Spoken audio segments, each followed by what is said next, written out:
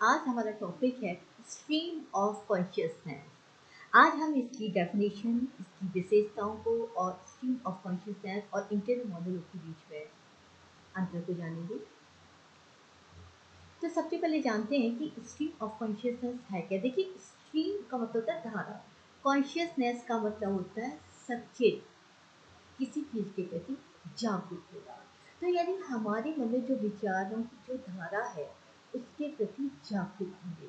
किस तरीके से हम अपने मन में जो चल रहे विचार है उसको कैसे जान पाते हैं। तो देखिए, in literature the term stream of consciousness is a modern technique of writing. तो स्ट्रीम ऑफ कॉन्शियसनेस जो एक आधुनिक टेक्निक है राइटिंग करने का, और इट वाज ओरिजिनेटेड इन 1855 और 1855 में इसको पहली बार यानी इसको स्टार्टिंग हुई थी, but was first used by the American philosopher and psychologist William James in his book the principles of psychology में इसको इस्तेमाल किया गया। तो यानी 1855 में इसको ओरिजिनेट हो गई थी, ये थी मौजूद, लेकिन पहली बार जो इसका प्रयोग किया गया तो वो हमारे अमेरिका के फिलोसोफर और जो मनोवैज्ञानिक थे जिनका नाम था विलियम जेम्स, उन्होंने अपनी book the principles of psychology जो कि 1890 में पब्लिश हुई थी उसमें इसका प्रयोग किया था, to describe the unbroken flow of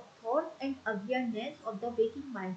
जहां उन्होंने बताया कि किस तरीके से हमारे जो थॉट्स होते हैं अनब्रोकन यानी निरंतर रूप से हमारे विचार बहते चले जाते हैं, और अवेयरनेस, और हम जब हमारा दिमाग में भी जागृत होता है तब भी हम उसके प्रति भी सचेत होते हैं। तो किस तरीके से हमारे उन विचारों को हम समझ सकते हैं, उनको व्यक्त करने के लिए उन्होंने इस स्ट्रीम का, इस टर्म का कॉन्शियसनेस का इस्तेमाल किया था।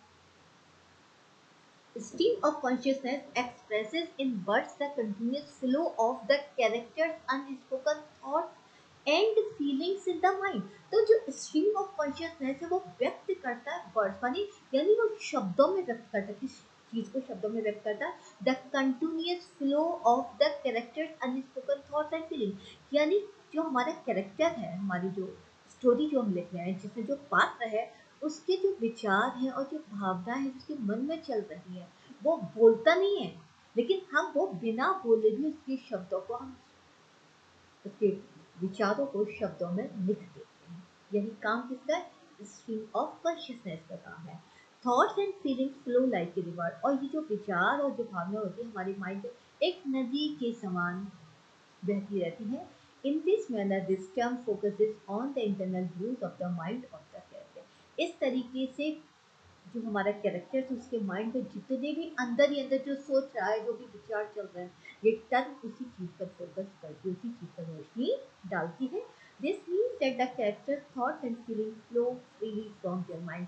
और उसके मन में जो विचार होते हैं, जो भावना होते हैं, स्वतंत्र रूप से उसके माइंड पे घूमते हैं, यानी उसे किसी प्रकार की कोई बाउंडेशन नहीं है, मतलब वो बहते चले जाते, बहते चले जाते हैं। यानी हम हर पल कुछ ना कुछ सोचते ही रहते हैं। जब इन जो भी हम सोचते हैं जब वो शब्दों के रूप में आ जाते हैं, जब हम उनको लिख देते हैं, वही हमारा स्ट्रीम ऑफ कॉन्शियसनेस कहलाता है। ओके, तो they can not differentiate between good thought and bad thought. देखिए, उस वक्त जो हमारी फीलिंग और जो थॉट हमारी फ्लो हो रही होती है हमारे माइंड में, कभी भी उसके बीच में हम डिफरेंशिएट नहीं कर पाते कि वो विचार हमारे सही है या गलत है। ओके, तो इस तरीके से ये पूरी तरीके से जो कैरेक्टर्स के आंतरिक विचारों पर रोशनी डालता है। कुछ जो की पॉइंट्स इसमें देखें तो पहला पॉइंट हमें ध्यान रखना है कि 20th सेंचुरी में इसकी स्टार्टिंग हुई थी, लेकिन इसको ऑरिजिनेटेड जो किया गया वो 1855 में किया गया था। ठीक है, फर्स्ट यूज बाई, उसको सबसे पहले योग जो किया विलियम जेम्स ने किया था, जो कि अमेरिका के फिलोसोफर साइकोलॉजिस्ट रहे हैं, और अपनी उनकी किताब थी प्रिंसिपल्स ऑफ साइकोलॉजी जो कि 1890 में पब्लिश की गई थी। उसके अंदर इसका अंदर यूज किया गया flow of thoughts in the minds of the characters without knowing good और बैड। तो बिना ये जाने बुझे कि सही क्या है गलत क्या है, लेकिन माइंड पर उसके विचारों का फ्लो इसके अंदर होता रहता है। तो novelist narrate the characters thought as they have entered the mind of the, और इन्होंने इस तरीके से कैरेक्टर्स के थॉट्स को व्यक्त करते हैं नोवेलिस्ट, जैसे कि ये नोवेलिस्ट कैरेक्टर के माइंड में एंटर कर चुके हैं। तो इनकी विशेषताएं क्या है? देखिए, स्ट्रीम ऑफ कॉन्शियसनेस कौन कौन सी चीजें जो हम जान पाते हैं। It makes the readers familiar with the internal views of the character. तो पात्र के माइंड में, जो कैरेक्टर्स के माइंड में आंतरिक विचार क्या है, उससे हम पाठकों को फैमिली करा देते हैं, परिचित करा देते हैं। दूसरा होता है it often reveals incomplete ideas unusual syntax and rough grammar such as unconventional use of syntax and punctuation. तो इसके जरिए जो जो सोच रहा है कैरेक्टर, वो जरूरी किसी बेचारे को कंप्यूटर नहीं, कभी वो कुछ सोचता है, नेक्स्ट टाइम वो कुछ सोचता है, कभी कुछ भी सोच सकता है, उसके मन में कुछ भी चल सकता है। तो जो अनकम्प्लीट आइडियाज है वो भी हम व्यक्त हो जाते हैं। अनयूजुअल सिलेक्ट, वो गलत है सही, रफ ग्रामर है, ग्रामेटिकल सही भी नहीं होते, पता है गलत है सही, जैसा सोचेगा उसी रूप में इसको व्यक्त किया जाता है। तो इसमें ग्रामर का, सिंटेक्स का, पंक्चुएशन के भी उसकी हमें आवश्यकता नहीं होती है। It help the readers to track the character thought in real life, वो किस वक्त, उसका रियल टाइम पर किस वक्त वो क्या सोच रहा है, हम स्ट्रीम ऑफ कॉन्शियस के जरिए पाठक जो चेक कर लेते हैं विचारों को, and also can understand what a character does and why he does it, और वो ये भी समझ लाता है पाठक कि कैरेक्टर ऐसे क्या करता है और वो क्यों कर रहा है ऐसा। Clear.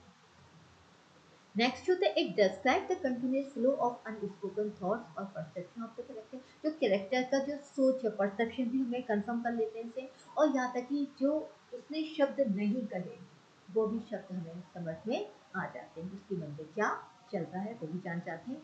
It reveals the informal conversation tone, ये एक अनौपचारिक रूप से व्यक्त किए जाते हैं शब्द एंड कन्वर्सेशन टॉन, और इसकी जो लैंग्वेज होती है वो इस तरीके से होती है कि ऐसा लगता है जैसे कि वो व्यक्ति किसी से बातें कर रहा है, क्योंकि वो अंदर ही अंदर विचार चल रहे होते हैं, तो वो उसके मन और व्यक्ति दोनों के बीच में कन्वर्सेशन टॉन की एक वार्तालाप होती है, उसको भी व्यक्त करता है। It often shows the unorganised और unstructured thought process of the character. तो कैरेक्टर का जो थॉट प्रोसेस है कैसा होता है, अनऑर्गेनाइज होता है, अनस्ट्रक्चर्ड, यानी नेचुरल है, जब वो किसी चीज को सोच रहा है तो वो ये सोच कर नहीं सोचा कि वो गलत है या सही है, या एक के बाद दूसरा आएगा दूसरा, ऐसा कुछ कभी भी कुछ भी थॉट को किसी रूप में भी सोचता है तो ये अनऑर्गेनाइज होते हैं, अनस्ट्रक्चर्ड होते, कोई एक क्रम में नहीं होते, क्रमबद्धता इसमें नहीं होती। तो ये थॉट प्रोसेस में भी अफेक्टेड, हाँ इसके थॉट प्रोसेस को प्रभावित किया जाता है फ्लैशबैक के जरिए और फॉरशैडोइंग प्रभावित किया जा सकता है।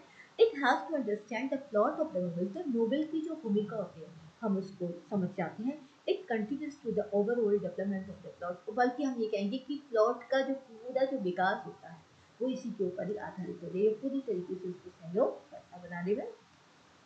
तो देखिए अब हम जानते हैं कि डिफरेंस क्या है स्ट्रीम ऑफ कॉन्शियसनेस में और इंटीरियर मोनोलॉग, क्योंकि इंटीरियर मोनोलॉग भी कुछ इसी तरह से ही होता है। तो एक presents the character thoughts feelings and memories and reaction in an unorganised and irrational manner. तो इसके जो कैरेक्टर की जो विचार है, भावना, जो स्मृतियाँ हैं, जो प्रतिक्रिया है, वो अनऑर्गेनाइज्ड होती है और रैशनल मैनर होती है। रैशनल मतलब होता है अतार्किक तरीके से होती है, असंगठित तरीके से होती है, यानी उनको संगठित तो करता है, कुछ सोचता ही नहीं कि मैं कि फर्स्ट क्लास सेकंड है थर्ड, वो कुछ भी कहीं से भी उसका विचार आ सकता है।